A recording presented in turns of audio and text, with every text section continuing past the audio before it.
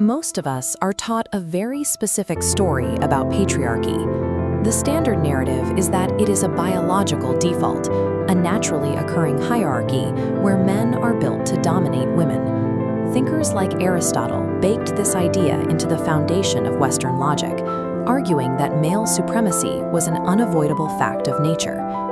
This chart maps male versus female rates of suicide, incarceration, and workplace deaths, and it exposes a glaring flaw in that theory.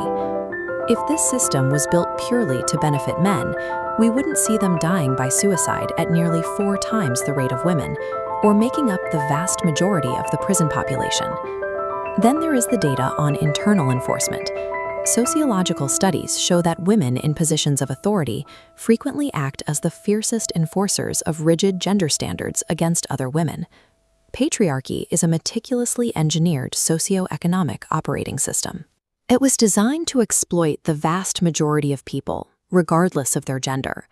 To actually understand how our society functions, we have to stop framing this as a battle of the sexes. We need to analyze it as a mechanical blueprint for top-down control. For the vast majority of human history, early hunter-gatherer societies operated on relatively egalitarian terms. The rigid structures we live under today only appeared about 10,000 years ago. That timeline perfectly aligns with the agricultural revolution and the invention of private property. When early humans started producing surplus resources, they needed a way to control and pass down that wealth. Marxist theory, as articulated by Friedrich Engels, points out that the hoarding of private wealth required patrilineality. Patrilineality is a system of tracing descent strictly through the male line.